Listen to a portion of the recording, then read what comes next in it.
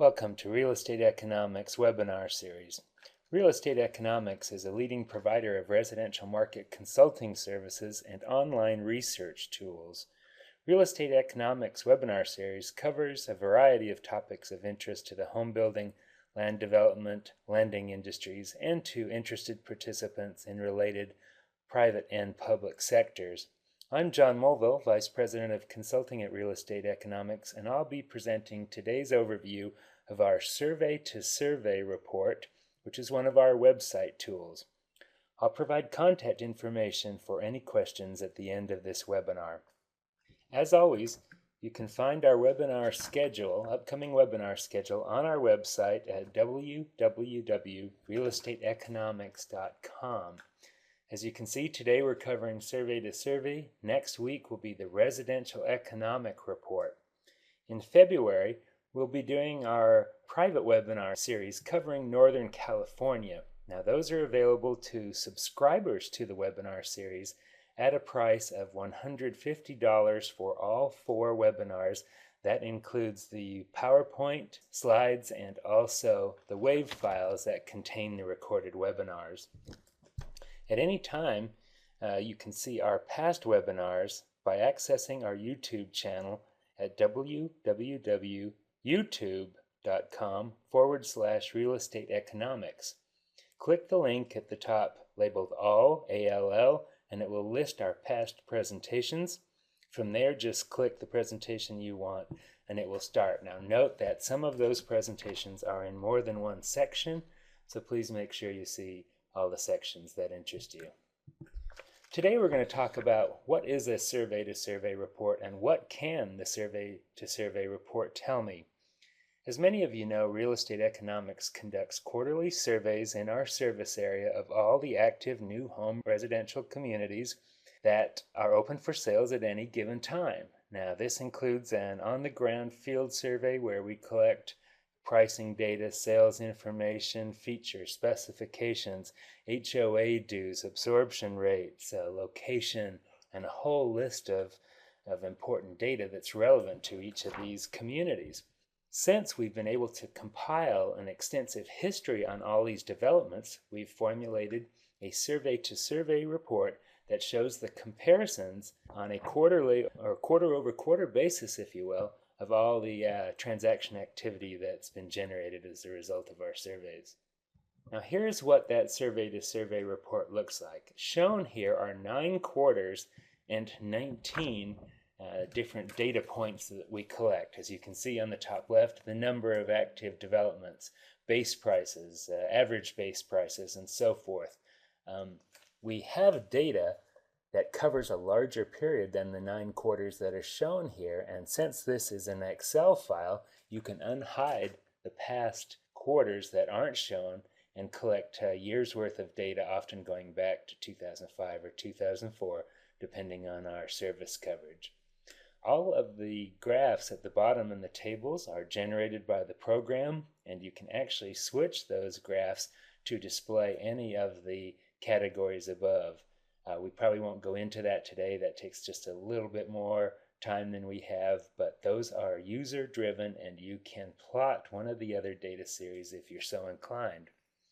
What I'd like to do here is break this down into pieces and show you how valuable this is. I can't tell you how many times we see people go out to communities, conduct a shop over a fairly large area, come back with a big stack of brochures and all kinds of prices, and still not really have a good understanding of what trends are driving that market. What are the inventory considerations?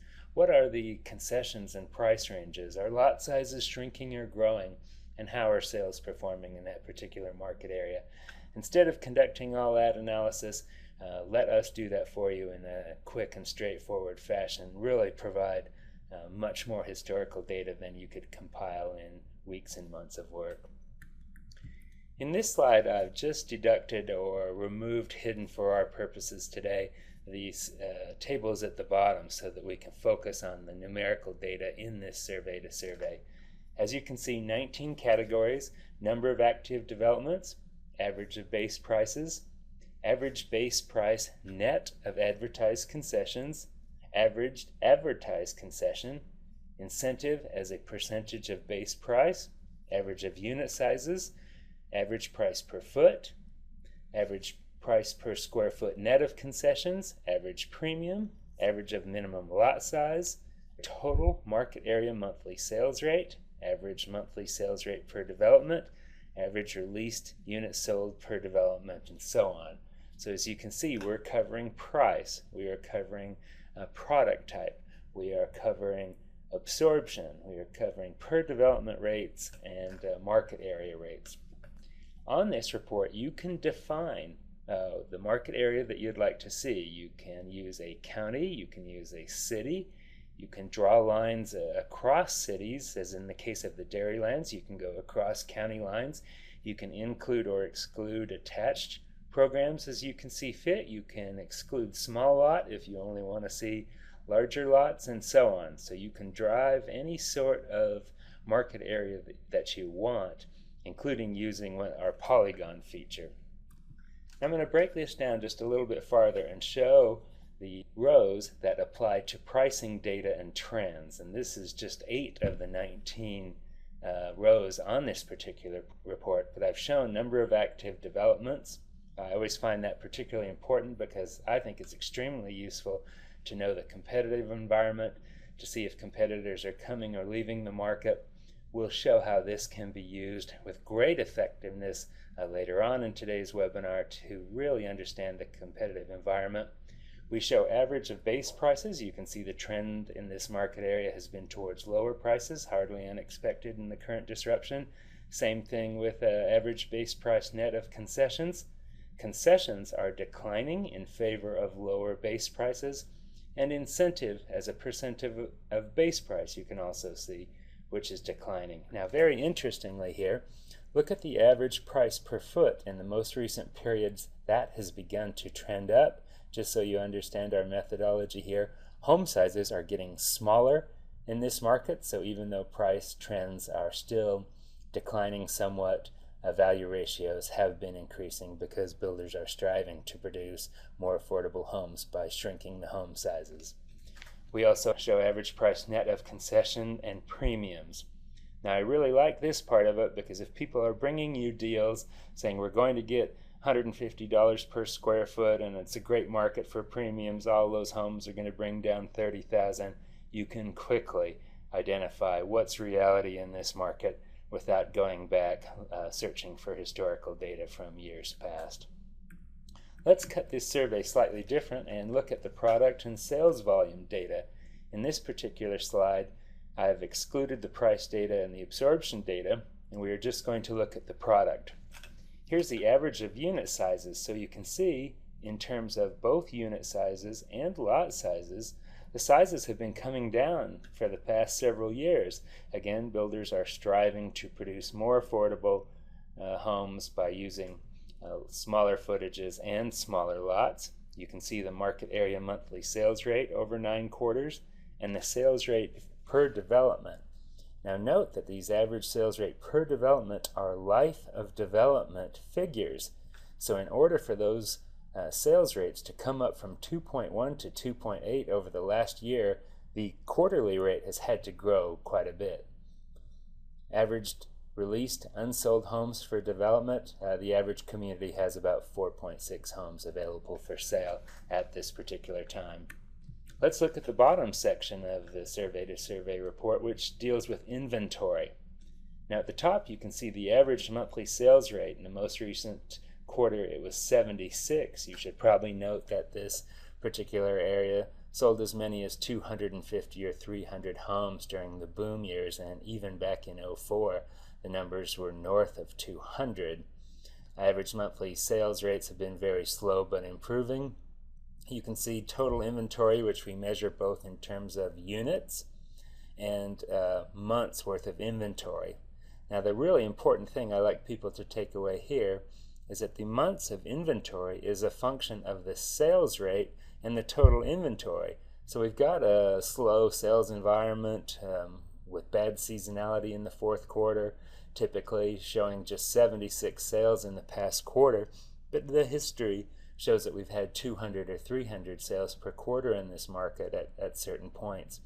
If you went back to even a semi-normalized sales rate of, let's throw out a number of 150 sales per quarter, then these months worth of inventory drops precipitously, and you can really get a different take on the market health in this area. That even a quarter or two of more normalized sales, once we have an economic rebound here, you could quickly see yourself with inventory that could only be classified as paper thin and completely lacking the necessary or the optimal market coverage. Program also generates the 4 charts. I showed you those in full size earlier, but they were a little bit hard to see, so we generate a sales volume chart. You can see the monthly sales rate shown in blue, and also in the yellow bars is the monthly total sales. Net pricing and value ratios. You can see the value ratios in blue with the average net price shown in the yellow bars. Trends in concessions. The percent of base as the incentive is shown in blue with the dollar amount shown in the green bars. And last, inventory trends. You can see the months worth of unsold inventory, or total unsold inventory, and the unit count in the green bars. Now again, these tables are customizable. All you do is change the range of the data you want plotted in the Excel spreadsheet, and that will plot by itself. One of the things I alluded to earlier was keeping track of the active development counts, and here I want to articulate briefly how valuable that can be when doing market analysis and market research of this type. In our survey to survey, we showed 27 developments in the survey to survey report. Here, there's 24 developments. So we know that 3 developments are on hold and not currently active. 24 developments are active and available for sale. Highlighted in yellow are those communities with less than 1 or 2 quarters of remaining inventory.